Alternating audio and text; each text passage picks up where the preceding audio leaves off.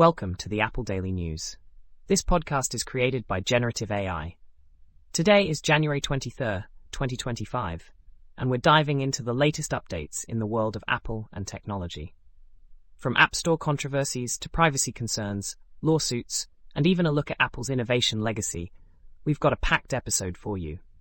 Links to all the stories we discuss can be found in the episode notes. Apple has taken a firm stance on TikTok, announcing that the app will not return to the App Store unless ByteDance, its parent company, sells it to a US buyer. This decision aligns with the US government's recent ban on ByteDance apps under the Protecting Americans from Foreign Adversary-Controlled Applications Act.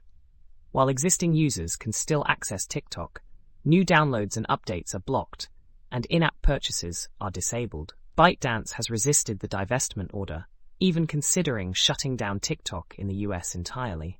With no buyers announced and a looming deadline, the future of TikTok in the US remains uncertain. Apple's upcoming 18.3.0 release has sparked criticism for enabling Apple Intelligence by default. Users have expressed frustration with the feature, describing it as an underwhelming addition that disrupts notification summaries and offers unhelpful text tools. Siri remains largely unimproved, and new features like Genmoji and the Image Playground app are seen as unnecessary. Critics argue that these updates seem more like responses to hype rather than meaningful enhancements. Many hope Apple will respect user preferences to disable these features. A California judge has allowed a class action lawsuit against Apple to proceed, alleging systemic pay disparities between male and female employees. The case could impact up to 12,000 women in Apple's California divisions, with claims of underpayment and a hostile work environment. The lawsuit highlights practices like reliance on prior salaries and biased evaluations as contributors to the gender pay gap. While Apple has not commented, this ruling marks a significant step in addressing workplace inequities. Privacy concerns surrounding Apple's visual lookup feature have resurfaced. Users report that even when enhanced visual search is disabled, the Preview app can still identify landmarks by sending data to Apple servers.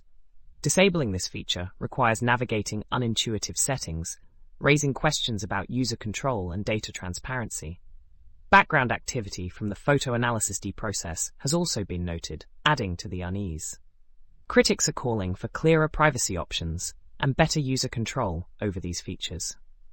The UK's Competition and Markets Authority, CMA, has launched investigations into Apple and Google's dominance in mobile ecosystems. These inquiries will examine their control over operating systems, app stores, and browsers, with a focus on potential anti-competitive practices. The CMA aims to ensure fair competition and may mandate changes like allowing third-party app stores or alternative payment systems. This move reflects growing global scrutiny of big tech, with the investigations expected to conclude by October 2025. Whole Foods founder John Mackey shared how his Apple Watch helped him quit drinking alcohol. By tracking his sleep patterns, Mackey noticed a significant drop in deep sleep after consuming alcohol, prompting him to reevaluate his habits. Since quitting, he reports improved health and productivity. Mackey's story underscores the potential of wearable technology to inspire healthier lifestyle choices. Apple's iCloud Keychain and Passwords app are under fire for being inadequate as backup systems. Critics highlight the lack of chronological, granular, and redundant features, making it difficult to recover individual passwords or rely on the system for secure storage. Changes in macOS 15 Sequoia have further complicated password management, pushing some users toward third-party solutions. The shift toward iOS-like simplicity is seen as a step back for power users. The UK government is developing its own digital wallet app, the gov.uk wallet, to store documents like driving licenses and passports. This move bypasses existing solutions from Apple and Google, despite concerns about the UK's track record with IT projects. Critics argue that leveraging Apple's established system could save time and resources. The app is expected to launch later this year, but skepticism remains about its feasibility and security.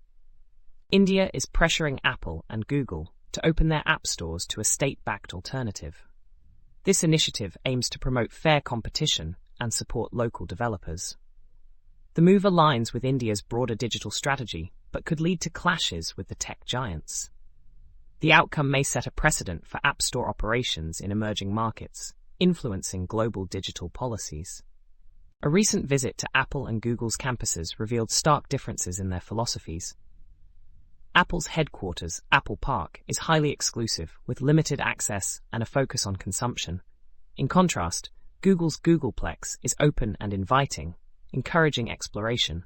These differences reflect the company's contrasting approaches. Apple's closed ecosystem versus Google's openness. The physical spaces mirror their broader corporate identities. In a retrospective on Apple's innovations, macOS is celebrated as the company's most significant achievement over the past 25 years.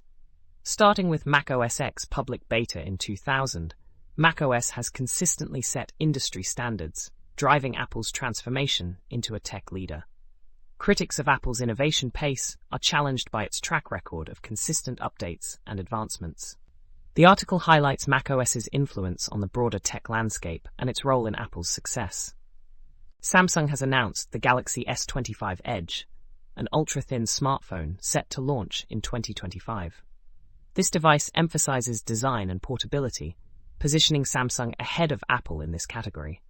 The broader S25 lineup focuses on AI features, reflecting Samsung's strategy to enhance user experience. The launch could set new trends in smartphone aesthetics and functionality, intensifying competition in the market. Apple TV Plus has maintained an 8% market share in the US streaming landscape, despite competition from platforms like Paramount Plus, Disney Plus, and Hulu.